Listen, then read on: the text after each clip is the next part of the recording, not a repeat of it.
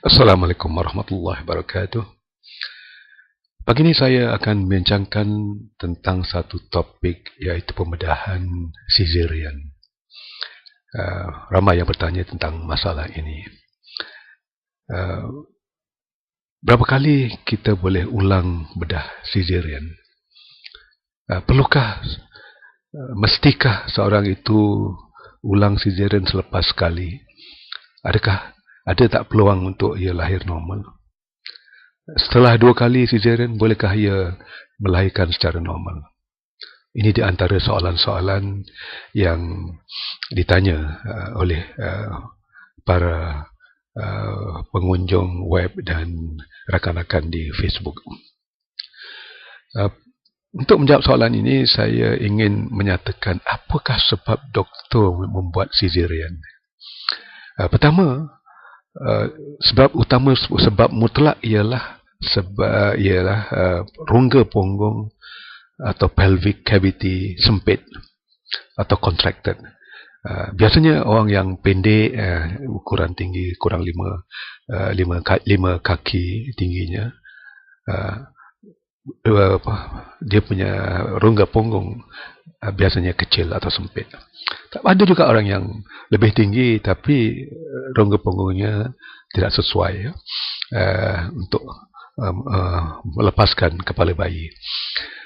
Dan ataupun sebelum itu dia pernah kena kemalangan dan fracture pelvis, menyebabkan shape ataupun bentuk rongga pelvis itu tak sesuai untuk melahirkan normal.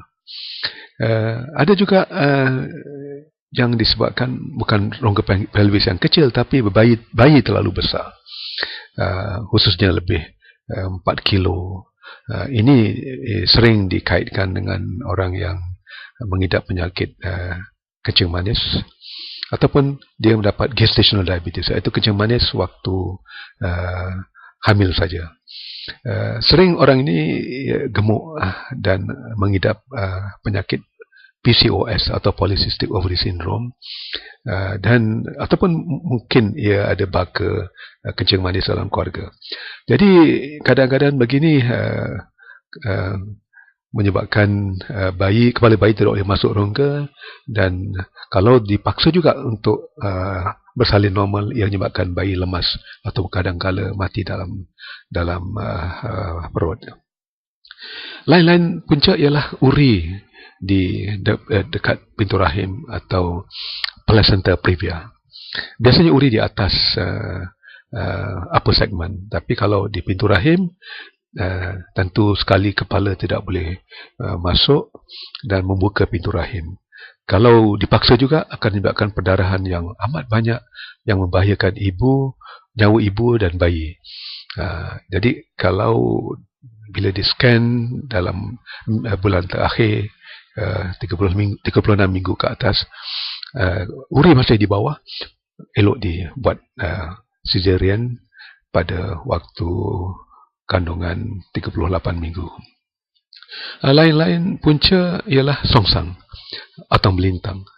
Misalnya kepala bayi di atas, punggung di bawah, ataupun melintang transverse line, tangan di pintu rahim. Kadang-kadang begini seringkali doktor fikirkan lebih selamat untuk tidak mencuba normal delivery tetapi terus kepada caesarean section.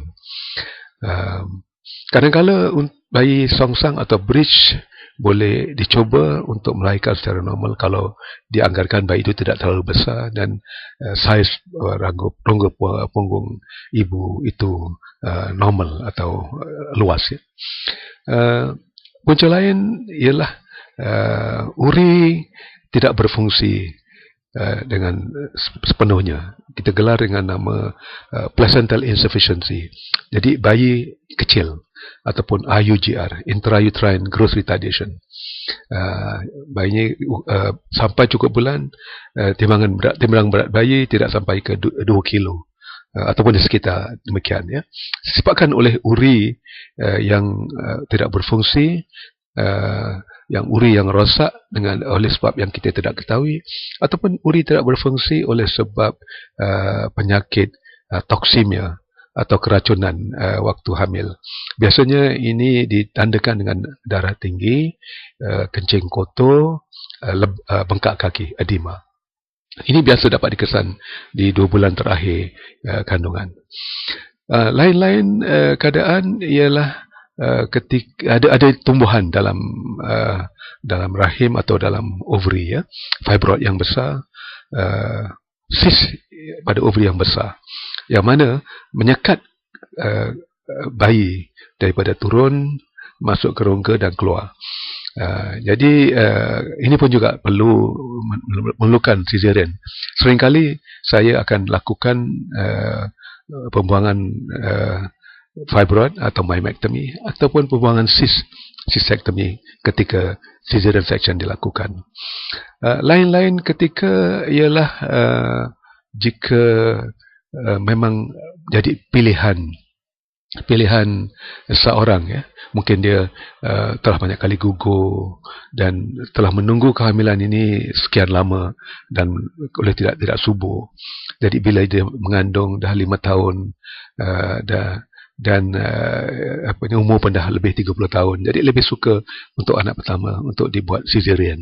Ini pun juga jadi pilihan kepada banyak doktor yang merawat kes-kes ketidaksuburan. Kita gelar keadaan ini precious baby infertility. Jadi kita ambil jalan yang mudah untuk mencegah masalah ketika dalam proses bersalin. Lain-lain hal ialah fetal distress. Jadi fetal distress ni atau lemas bayi berlaku biasanya dalam waktu sakit bersalin. Ini sebab itu dalam kebanyakan hospital sekarang, hospital moden, dia ada alat-alat untuk memantau atau mengesan kuncupan, kekuatan kuncupan, kekerapan kuncupan rahim dan denyut jantung bayi. Jadi kalau si ibu itu telah sakit berjam-jam, 10 jam, 20 jam, kadang-kadang oleh sebab ketahanan bayi dalam tu dah berkurangan, uri mungkin kurang berfungsi oleh sebab lama sangat kuncup. Jadi ia mengalami apa yang dipanggil fetal distress, ya. Biasanya ditandakan dengan denyutan jantung jadi perlahan. Kalau normal antara 120 hingga 180.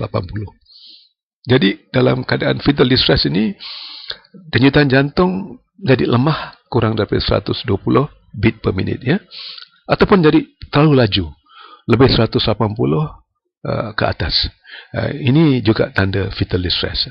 Tanda lain ialah bayi telah membuang air besar dan tandanya ialah air toban menjadi hijau. Ini kita panggil dengan nama meconium stain. Dalam keadaan begini, kita juga buat cesarean dalam situasi emergency atau cemas. Kadang-kadang bayi tidak lemas tapi ibu juga distress, ya, kerana terlalu penat, terlalu lama dan keadaannya kurang stabil, dia makin lemah, makin tak bermaya kerana lama sakit, ya. Ini pun juga kadang kita mengambil keputusan untuk buat cesarean oleh sebab kelemahan tenaga ibu tadi, ya, setelah sekian lama dalam keadaan sakit bersalin. Lain-lain keadaan untuk cesarean kadang dilakukan atas budi bicara doktor pakar. Mungkin juga disebabkan oleh berlakunya kematian bayi sebelum cukup bulan ataupun lainan keadaan yang dipikirkan oleh doktor pakar lebih sesuai untuk menjalankan cesarean. Nanti saya akan sambung dalam video yang berikutnya bagaimana cara-cara mengendalikan lepas pembedahan cesarean. Sekian, wabillahi taufik wal hidayah. Assalamualaikum warahmatullahi wabarakatuh.